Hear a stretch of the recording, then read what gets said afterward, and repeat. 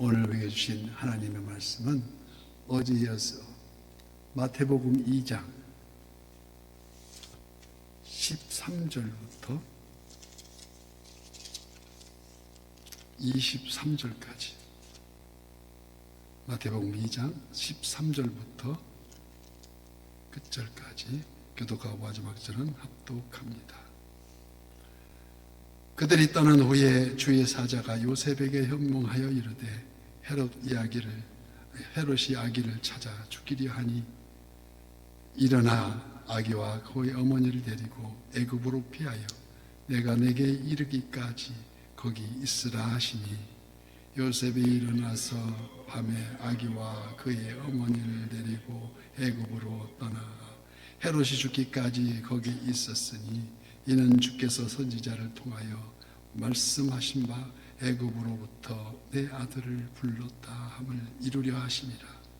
이에 헤롯이 박사들에게 속은 줄 알고 심히 도하여 사람을 보내어 베들레헴과 그 모든 지경 안에 있는 산의 아이를 박사들에게 자세히 알아본 그때를 기준하여 2살부터 그 아래로 다 죽이니, 이에 선지자 에레미야를 통하여 말씀하신 바 라마에서 슬퍼하며 크게 통곡하는 소리가 들리니 라헬이 그 자식을 위하여 애곡하는 것이라.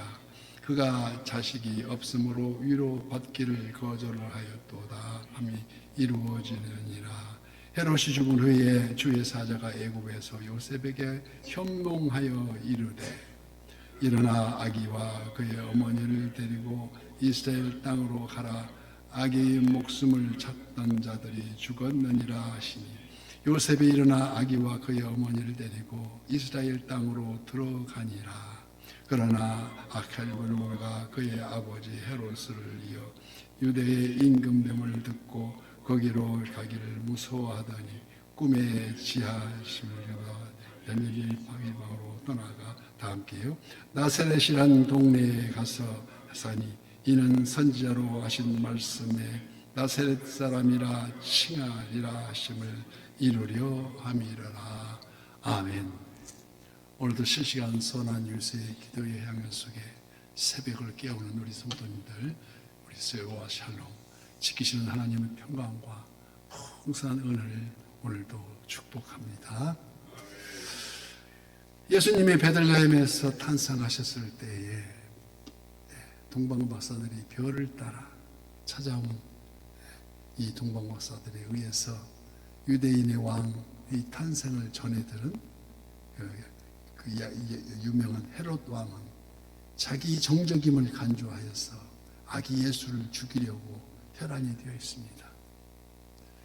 헤롯은 잔인무도한 폭군으로 또한 의심이 가득한 자로서 사내들인 공효원들은 물론 자기 처와 부모, 2 아들까지도 처형시키는 아주 잔인무도한 자였습니다. 동방박사들에게 그곳을 알려주면 경배하러 가겠노라고 간사한 계교를 꾸미는가 하면 그 후 그들이 피하여 다른 길로 떠났다 하니, 오늘 본문 16절 말씀과 같이 이에 헤롯이 박사들에게 속은 줄 알고 심히 도하여 사람을 보내어 베들레헴과 그 모든 지경 안에 있는 산의 아이를 박사들에게 자세히 알아본 그때를 기준하여 2살부터 그 아래로 다 죽이니, 아주 끔찍한 일입니다.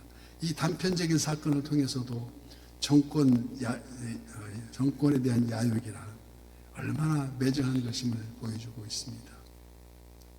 우리 한국사 2500년의 기록에 의하면 조선 왕조실록에 보더라도 정권 야욕 때문에 똑똑한 왕자들이 제대로 살아남지 못했음을 봅니다.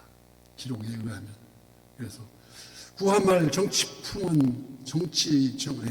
풍운하라고 일컫는 제24대 헌종이 있었는데, 헌종이 후사를 보지 못하고 승하게 되어서 급기야 오래전 강화도로 구형 보낸 강화도령에 의해서, 적손 강화도령에 의해서 일장 5식인데도 불구하고 철종 임금을 세웠습니다.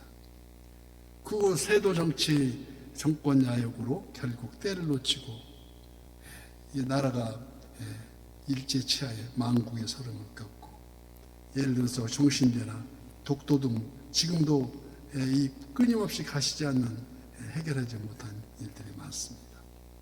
온갖 죄악으로부터 세상을 구원하실 임마누엘 독생자, 한낱 정적으로 여기는 헤롯을 피하여 예수님을 나면서부터 순환이었다는 것입니다. 베들레헴 마구간에 탄생한 자체가 순환이라고 생각되지만 얼마 안 되어서 오늘 본문 14절 말씀과 같이 요셉이 일어나서 밤에 아기와 그의 어머니를 데리고 애굽으로 떠나가. 원하면 그 길입니다. 베들레헴에서 애굽까지 무려 2,400km라고 기록되어 있습니다. 원하면 길을, 이 길을 전설에 의하면 그 길을 가다가 지쳐 또 가다가 지쳐, 낮에는 뜨거워서 동굴에 피하여 있는데 어느 날 동굴에 들어가서 쉬는데 거미 한 마리가 동굴 입구에 밤새도록 끊이지 않고 거미줄을 치고 있더랍니다. 거기에 이슬과 서리가 뒤덮여 있게 되어서 헤롯 왕이 보낸 추격병에 따라서 동굴 입구까지 왔었는데 그 추격병들이 살펴보니 동굴이 거미줄로 딱 쳐 있으니까 여기는 사람이 들어갈 수도 없는 데구나. 그래서 그렇게 간주하고 지나감으로써 주님께서는 무사하게 되었다는 그 전설로. 그래서 지금도 성탄 크리스마스 때에 추리를 장식할 때 나무 위에 은색 실을 이렇게 장식하면 그때 그 당시 구원의 거미줄을 상징하는 색깔을 하기 위함이라고 전합니다. 하나님이 이토록 때에 따라서 거미 같은 미생물도 동원시켜서 우리를 돕고 계신다는 것입니다. 애굽 생활도 결코 순탄할 수 없었다는 것입니다. 오늘 19절 말씀과 같이 헤롯이 죽은 후에 주의 사자가 애굽에서 요셉에게 현몽하여 이르되 일어나 아기와 그의 어머니를 데리고 이스라엘 땅으로 가라. 아경이 목숨을 찾던 자들이 죽었느니라 말씀합니다. 이제 하나님의 지시로 드디어 갈릴리 지방 나사렛 마을로 돌아왔습니다. 오늘 본문을 통해서 뚜렷한 두 장면을 대조되어 떠오릅니다. 겸손히 경배하는 동방 박사들의 모습과 그 반대로 질투심으로 2살 미만의 아이들을 다 죽이는 비참한 모습의 헤롯, 아주 비교가 됩니다. 세상이 마찬가지라는 것입니다. 전쟁이 한창 팬데믹처럼 일어나는 이때 어디로 방향이 될지 알 수 없는 그런 사탄의 계교들입니다. 이제 하나님의 지시로 드디어 갈릴리 지방의 나사렛 마을로 돌아왔습니다. 오늘 본문을 통해서 뚜렷이 두 장면을 우리가 봤듯이 이런 구약시대 수많은 선지자들의 예언이 행적 하나하나가 투영되어서 예수님의 그림자로 이루어져 가고 있다는 것입니다. 그래서 15절 말씀으로 헤롯이 죽기까지 거기 있었으니 이는 주께서 선지자를 통하여 말씀하신 바 애굽으로부터 내 아들을 불렀다 함을 이루려 하심이라 말씀하십니다. 호시아 11장 1절 말씀에 이스라엘이 어렸을 때에 내가 사랑하여 내 아들을 애굽에서 불러냈거늘 말씀과 같이 여기 음란하고 타락한 이스라엘 백성을 구원하시는 하나님의 손길이 바로 예수 그리스도로부터 성취되고 있음을 나타내고 있습니다. 또한 에레미야 선지자 당시 예루살렘 백성들이 바벨론에 끌려가는 것을 보면서 안타까워하시는 이 모습을 라마의 통곡이라 인용하면서 또한 베들레헴의 통곡은 야곱의 아내 라헬의 통곡과 연결시켜서 마치 예수님이 성장하신 후에 예루살렘의 멸망을 예견하여 예루살렘아 예루살렘아 우리 주님 바라보시며 이렇게 슬퍼하시는 장면과 연결되어 묵상할 수가 있다는 것입니다. 헤롯이 죽은 후에 영토는 세 아들들에게 분배되고 이때 꿈에 천사가 나타나 지시해준 땅이 바로 나사렛입니다. 이때부터 30살까지 살으신 동네이며 그래서 예수님 별명이 나사렛 예수라고 정해집니다. 우리가 뭘 얘기할 때도 사탄을 몰아낼 때도 나사렛 예수의 이름으로 우리는 호통을 칩니다. 왜 하필 공생애를 일찍부터 시작하지 않고 30이 되어서야 시작되었을까요? 신약은 구약의 완성이라고 말씀하신 것이 민수기 4장에 가면 레위 지파 자손이 30이 되어서야 휴망기를 더 돌고는 규정이 되어 있습니다.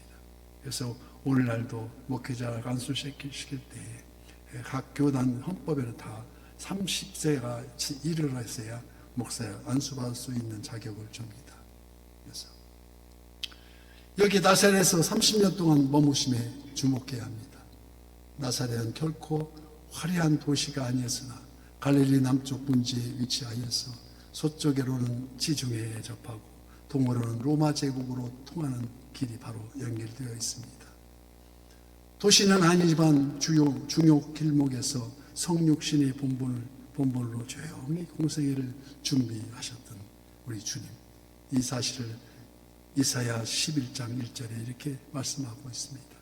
이새의 줄기에서 한 싹이 나요 그 뿌리에서 한 가지가 나서 결실할 것이요 그가 여호와를 경외함으로 즐거움을 삼을 것이며 그의 입술의 기운으로 악인을 죽일 것이며 공의로 그의 허리띠를 삼으며 성실로 그의 몸이 띠를 삼으리라고 이사야 선지자는 주님이 오시기 전 700년 전에 이렇게 미리 예언했던 것입니다.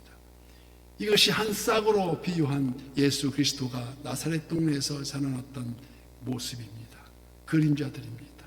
구약의 예언으로 성취해 오신 아브라함과 다윗 자손 예수 그리스도의 계보라고 이 마태복음 시작하면서 말씀합니다. 여호와 하나님의 뜻에 따라 하나님의 왕권을 가지신 하나님의 아들 메시아를 거부하는 것이 곧 인간의 죄악성을 나타내는 것입니다. 최초의 인간 아담이 또도 하나님과 같이 될 수 있다는 사탄의 유혹에 빠져서 선악과를 따서 먹듯이 인류 역사는 끊임없이 옛날부터 지금까지 선악과를 따서 먹듯이 인류 역사는 끊임없이 하나님의 주권에 항거하는 그릇된 역사의 연속이었습니다. 그래서 성경은 세상의 악한 왕들을 가리켜 사탄의 권세 잡은 자로 규정하고 있습니다. 우리는 이 세상 권세 아래에 살 것인가 아니면 여호와 하나님의 통치 아래에 살 것인가 따라서 우리의 삶은 선과 악의 영적 싸움 속에서 계속 부딪히며 오늘을 살아갑니다. 그래서 에베소서 6장 12절 말씀 우리의 씨름은 혈과 육을 상대하는 것이 아니요 통치자들과 권세자들과 어둠의 세상 주관자들과 하늘에 있는 악의 영들을 상대함이라. 오늘도 새벽을 깨우면서 우리에게 주신 이 복음이 부끄럽지 않도록 오늘의 삶 속에 악한 영들을 물리치는 저희 선한 요새의 모든 지체가 되시기를 예수님 이름으로 간절히 축복합니다.